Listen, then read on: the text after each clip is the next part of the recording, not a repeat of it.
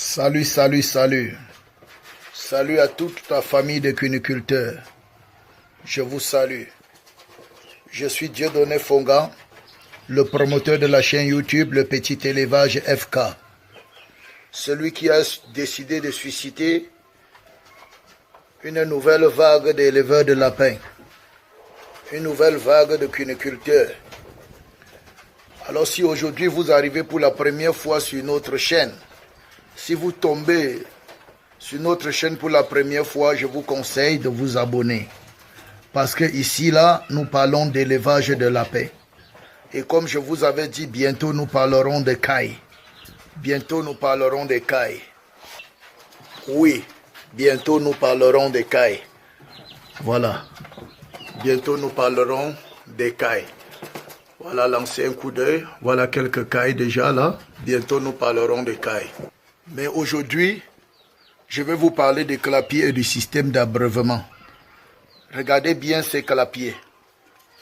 Regardez bien ce système d'abreuvement en eau. Je vais vous dire pourquoi j'affectionne ceci. J'utilise les clapiers avec le système d'abreuvement moderne, c'est-à-dire les tuyaux et les pipettes. D'ailleurs, j'ai plusieurs styles de pipettes. Mais ici, là, je vais vous montrer ces clapiers-ci. Vous voyez, c'est avec ces clapiers que j'ai commencé l'élevage de lapins et j'affectionne vraiment ces clapiers. J'affectionne vraiment ces clapiers. Les clapiers, s'ils ne m'ont jamais dessus. Ces clapiers opération résistance. Les clapiers, s'ils sont comme les premiers appareils que les Allemands fabriquaient auparavant. C'est-à-dire, le temps passe, lui, il reste. Et ici, il y a un système d'abreuvement que j'ai mis sur pied, que j'aime beaucoup. Parce que ça, c'est un système d'abreuvement sûr. Très sûr et efficace. Et qui est bon pour le suivi des lapins. Mais les paresseux n'aiment pas ça. Les paresseux aiment le système d'alimentation moderne. Mais moi, j'aime ceci. Ça prend du temps. On prend du temps pour les lapins. On est sûr de ce qu'on fait. C'est pourquoi je vous ai dit que ceux qui élèvent les lapins ne doivent pas être des paresseux. Ok? Quand vous voyez le système d'alimentation comme ça en eau, ça c'est ce que je préfère. D'ailleurs, quand je forme mes gens, je les conseille d'abord ça. Quitte à eux d'aller utiliser le système d'abreuvement automatique comme vous voyez là, comme ce qui est là. Vous voyez, j'ai supprimé. J'ai supprimé ça ici. Ailleurs, ça fonctionne. Ailleurs, c'est ça que j'utilise. Ce n'est pas pour critiquer, pour dire que ça, on ne peut pas utiliser le système d'abreuvement automatique. Oui, on peut utiliser. Mais les paresseux, même là-bas, ça va les créer trop de problèmes. Ceux qui sont amateurs là-bas pour utiliser les pipettes là, ça va les créer des problèmes. Je vais vous expliquer pourquoi. Et même ce système-ci, les paresseux ne vont pas utiliser ça alors que c'est très avantageux. Voilà. Voilà les clapiers. Voilà les clapiers, observez-les bien, observez. C'est fait avec les grillages de récupération. Ça, ce sont les grillages de récupération. Tout ici est villageois. Hein. Vous savez que Petit Élevage FK, c'est un villageois. C'est un villageois. Nous, on vit au village. On utilise les moyens de bord. Le bois, si comme ça, c'est le bois dur. Parmi les bois durs, il y a certains bois qui sont blancs, mais de bois dur. Je vous ai montré une vidéo dans une de nos fermes qui était blanc. Le bois était blanc, mais c'est le bois dur. Ne confondez pas avec le chewing-gum bois que vous achetez. Les lapins bouffent tout ça. Vous voyez? La caractéristique, c'est que c'est en bois dur. En bois dur. Alors, quand on achète les bois durs, on fabrique avec ici, c'est le bois rouge. Mais dur, ce qui fait que le lapin ne peut pas bouffer. Maintenant, quand j'ouvre à l'intérieur comme ça, vous voyez, à l'intérieur, vous voyez ce que j'utilise. Je ne me casse pas la tête. Hein. Nous, on ne se casse pas la tête. On ne passe pas le temps pour commander les abreuvoirs de Chine et de partout. Bon, ici, nous avons une boîte. Vous voyez, ce sont les boîtes de conserve de récupération. Et c'est dedans que nous mettons l'aliment de nos bêtes. Nous avons percé juste le trou au bord, comme vous voyez là. Et nous avons fixé ça à un poteau. L'animal ne peut pas renverser. Et les bords sont repliés à l'intérieur, comme vous voyez là, pour les empêcher de verser l'aliment. Donc, vous comprenez que n'importe qui peut commencer l'élevage de lapins avec les petits moyens qu'il a. Et ici, dedans, vous voyez dans cette loge-là, voilà les lapins qui sont à l'aise. Salut à vous, les jeunes hommes. Salut à vous, mes feuilles. Salut à vous. Regardez-les. Voilà, ils sont à l'aise. Ils attendent le soir pour commencer à dévorer. Voilà. Et quand vous regardez à l'intérieur du clapier, le bas là, vous voyez, le bas est en bambou. Le dessus est en bois dur. Mes grillages sont des grillages sophistiqués. Grillages sophistiqués. Ici, nous avons un technicien qui nous confectionne les grillages avec les matériaux de récupération. Ça, ce sont les fers qu'on enlève souvent, les vendeurs de friperie enlèvent souvent sur les ballots. Sur les ballots de friperie, on attache les friperies avec, quand ils coupent, ils jettent, nous on récupère. Et nos techniciens utilisent ça comme grillage pour fabriquer le grillage pour que nos lapins puissent vivre à l'intérieur. Et le fond, comme je vous montrais tout à l'heure là, le fond est en bambou. Nous avons fait le fond en bambou parce que le bambou est très bon. Le bambou, vous voyez, espacé quand il est rond comme ça. Il se lave facilement, la peau est dure. Le lapin ne mange pas ça facilement. Et si même il mange, on va changer facilement parce qu'on a mis ça en travers. C'est démontable. C'est démontable, on change facilement. Et voilà les espaces pour laisser passer les crottes. Les crottes passent dans ces espaces-là. Vous voyez, c'est comme ça. C'est comme ça. Le bambou, nous préférons le bambou. C'est rond, ça fait que les crottes tombent, ça roule, ça descend. Les crottes ne restent pas, ça roule dessus, ça descend. Et quand le lapin ronge le fond, nous, on prend la peine d'enlever juste et puis ce qu'on fait, on change le bambou et on n'a pas de problème. No stress. Vous voyez, les voilà, ils sont dedans. Ils sont dedans. C'est comme ça nos clapiers, l'effet de récupération. Vous voyez, et le fond du clapier, on a mis un petit tiroir. Petit élevage FK aussi un peu moderne. Il est un peu moderne. On a mis le tiroir de récupération pour récupérer les crottes. On récupère les crottes des lapins. Quand ils font les déjections, ça reste ici et les urines traversent. On vient seulement tirer comme ça et on vidange. Et le fond maintenant, les urines, eux, traversent le tamis et le grillage et tombent sur la tôle, coulent dans le tuyau d'évacuation et qui va se verser là-bas dans le bar de récupération. Voilà. Voilà, ça c'est pour le clapier. Et je vous ai déjà donné les dimensions des loges. Pour ceux qui ne savent pas ce qu'on appelle les loges, c'est ça qu'on appelle les loges. Une loge, c'est une chambre du clapier. C'est une chambre dans un clapier. C'est une chambre, c'est ça qu'on appelle loge. Salut les toutous, salut les amis, vous êtes là? Ok, reposez-vous bien. Voilà, c'est ça qu'on appelle les loges. C'est ça qu'on appelle les loges. Pour ceux qui ne savent pas ce qu'on appelle les loges. Quand j'ai fait des vidéos sur les dimensions des loges, de clapier, beaucoup m'ont écrit pour demander ce quoi les loges FK. On ne sait pas ce que c'est que les loges. Et moi, ça ne me dérange pas de vous répondre parce que je sais que quand tu amènes quelqu'un dans une chose, la personne ne connaît rien, c'est à toi de le guider. C'est pourquoi je fais les vidéos aussi de description pour vous montrer tout. Voilà. Voilà nos chers amis. Salut les gars. Voilà. Et voilà. C'est ça. Les voilà, les voilà, les voilà. Quelqu'un m'a dit, FK, fais un peu les vidéos sur tes animaux. J'ai fait beaucoup de vidéos sur mes animaux. Dans la majorité de mes fermes, j'ai fait les vidéos sur mes animaux. Les voilà. Ouais, les toutous, ils sont doux, ils sont doux. Doucement, recule ta tête. Faut pas faire que chose te fait. Je veux même pas les ennuyer. Ouais. Ouais. Sont ces jeunes garçons. Et voilà. Bon, maintenant, je vais vous parler, après vous avoir parlé. Ici, nous avons comme ça, ici, vous voyez, nous avons ici comme ça, jusque là-bas, comme vous voyez, nous avons 60 loges. Nous avons 60 loges. Et les 60 loges prennent chez nous 370 lapins. Les 60 loges nous donnent 370 lapins chaque 2 mois. 370 lapins chaque 2 mois. Nous sommes bien organisés pour ça. 370 lapins chaque 2 mois. Vous voyez? Donc avec un petit espace, vous pouvez faire de grandes choses. Vous pouvez gagner des millions si vous êtes organisé, si vous êtes discipliné, si vous êtes sérieux. Je ne dis pas à ceux qui, pour ceux qui confient leur ferme, leur élevage à certains employés véreux. Je vais faire une série de vidéos où je vais mettre à nu les stratégies des employés véreux. Je vais faire une série d'enseignements sur les stratégies des employés véreux. Voilà. On va vous découvrir maintenant. On va découvrir de sorte que quand chacun va avoir un employé dans sa ferme, il va savoir ce que l'employé est capable de faire. Et celui qui va savoir comment faire pour contourner la situation. Voilà. Ici, comme vous voyez là, c'est une ferme, c'est mon épouse qui s'occupe et c'est ici que je donne les formations. Voilà, quand chacun veut la formation, c'est ici que je forme. Je n'amène pas les gens dans mes fermes. Non, zéro, jamais.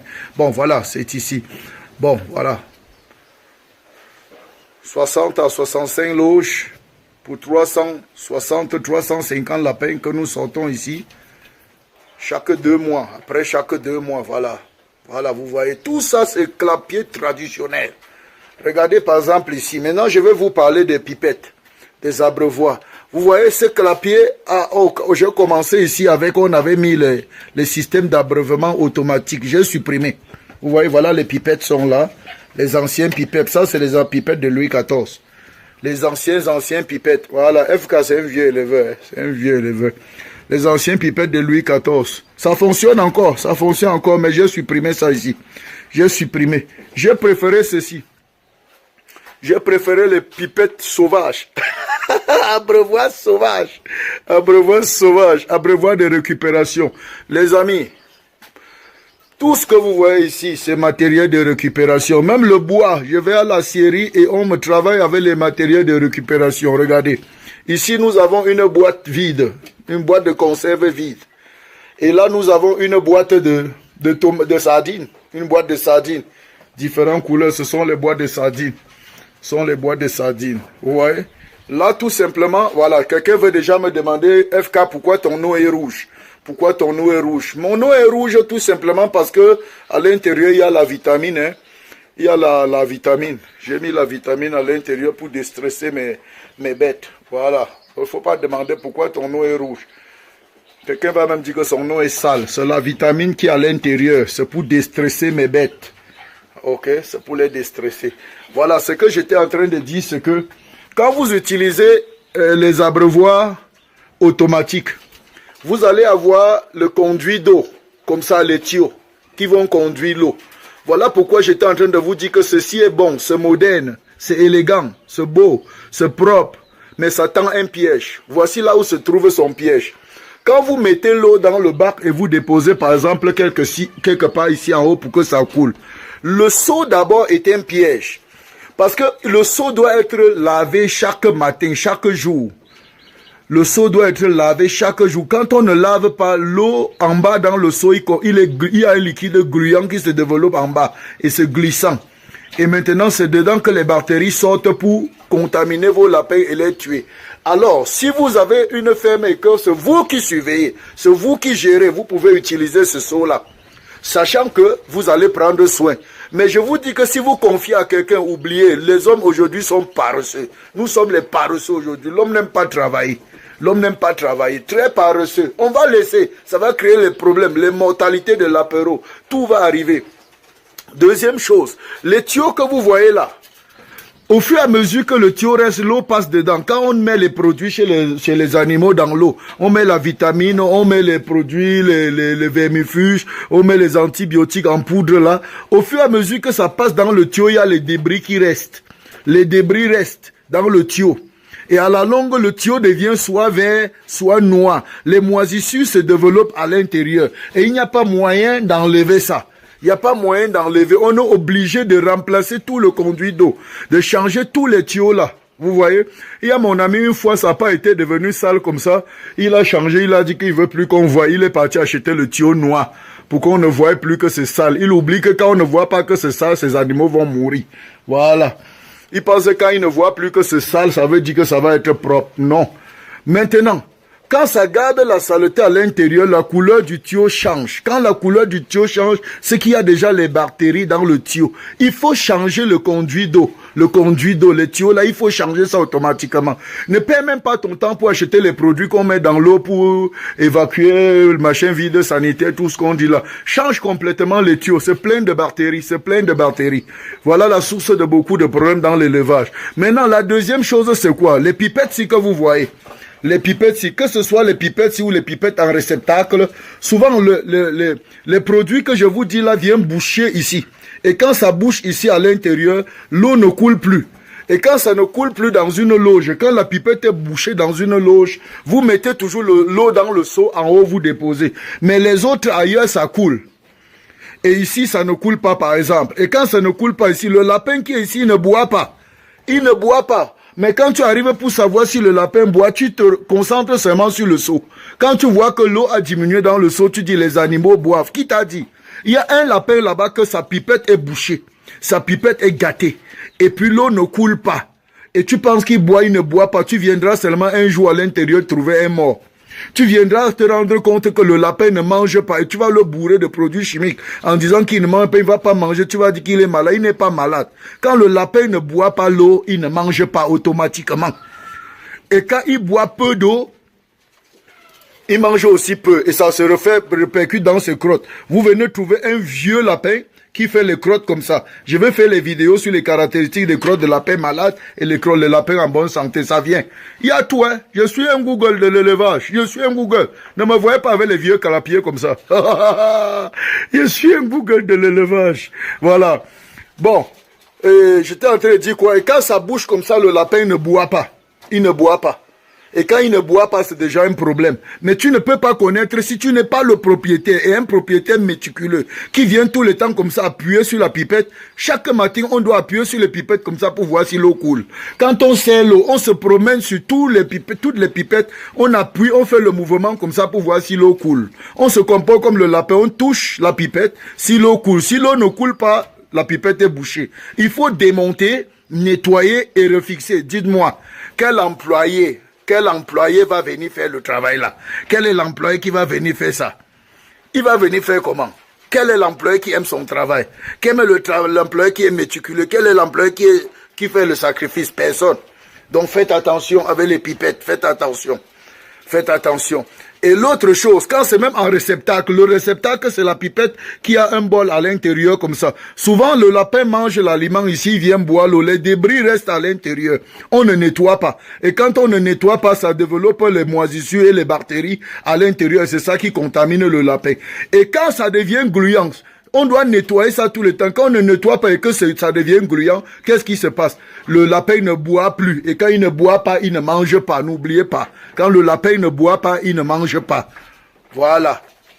Et il commence à maigrir. Vous commencez à écrire, petit élevage, mon lapin ne boit pas. Mon lapin maigrit seulement, il ne mange pas, il ne mange pas, il ne boit pas. Il ne boit pas. Si tu as même ceux qui ne boit pas. Voilà. Ça, c'est l'autre défaut de la pipette. Vous voyez que l'un des défauts du système d'abreuvement automatique commence sur le seau d'alimentation, la cuve d'alimentation, le réservoir. Après les tuyaux, après les pipettes. Voilà. Mais maintenant, moi j'aime ceci. Pourquoi? Voilà. L'autre défaut avec les pipettes, avec les tuyaux, c'est que quand un animal sera malade et qu'il faut soigner l'animal si seul, vous allez faire comment? Vous allez faire comment pour soigner l'animal si seul? Parce qu'il n'y a pas les vannes d'arrêt, il n'y a pas tout ça. Vous allez faire comment pour le soigner seul? C'est là maintenant un autre problème. On sera obligé de soit isoler ici. Et si on isole ici, il faut créer un nouvel abreuvoir pour lui. Ou bien supprimer son abreuvoir complètement et mettre encore un bol à l'intérieur pour le soigner avec seul. Vous voyez, parce qu'on ne peut pas mettre le produit pour un lapin malade dans l'eau de tous les lapins bien portants. Vous voyez, ça fait encore un autre problème. Alors, quand j'opte pour ceci, le seul inconvénient avec ceci, c'est que ça donne le travail. C'est que chaque matin, il faut nettoyer cette boîte. Il faut nettoyer celui-ci. Chaque matin, on est obligé. Chaque matin, c'est le seul inconvénient qu'il y a dessus. On doit nettoyer cette boîte pour mettre la nouvelle eau et nettoyer la boîte qui est comme l'abreuvoir en bas. Quand on démonte ça, on retire ça, on nettoie. Chaque matin, voilà le travail qu'il y a sur ça. Mais l'autre, si c'est pas un problème, parce que l'avantage aussi est grand. Ici, avec le système automatique, tu ne connais pas la quantité d'eau qu'un lapin a bu par jour. Tu ne peux pas mesurer la quantité d'eau qu'un lapin a bu par jour. Tu sais que j'ai mis l'eau, ils ont bu. Qui a bu plus? Qui a bu moins? Qui n'a pas bu? Tu ne connais pas. Alors qu'avec ce système d'abreuvement, nous on sait qu'il y a les lapines qui peuvent boire 1 litre par jour. Il y a l'autre, les gestantes qui peut boire 1,5 litre par jour, par exemple, jusqu'à 1,5 litre. Il y a les mâles qui peuvent boire demi-litre par jour. Tout ça, on connaît, on a calculé. Alors, quand on vient comme ça, on met l'eau. Là, c'est 1 litre, là, c'est 1,5 litre. Vous voyez, quand on met comme ça pour chaque loge. Quand on revient regarder, l'eau est descendue, on sait qu'ils ont bu ici. On sait qu'ils ont bu, on sait qu'ils sont en train de boire. Ça descend là, on voit, regardez le niveau d'eau. Regardez, regardez. Ça, c'est ce qu'ils boivent comme ça en journée. Le soir, on va ajouter l'autre. Le soir, on va ajouter l'eau. Et quand l'animal boit bien, il mange bien. Et il est en santé. Et ça fait qu'il a un gain de poids. Voilà. Il grandit bien. Ça, c'est un autre secret. Voilà. Je n'avais pas encore donné ça. Bon, voilà. Ici, il boit. Voilà le niveau d'eau. Ici, on voit le niveau d'eau de chacun. On connaît celui qui boit. Ici, voilà. Voilà le niveau d'eau. On sait qui boit, qui ne boit pas. Vous voyez? On voit le niveau d'eau. On sait qui boit, qui ne boit pas. Un peu partout là. On a le niveau d'eau. On sait qu'ils sont en train de boire.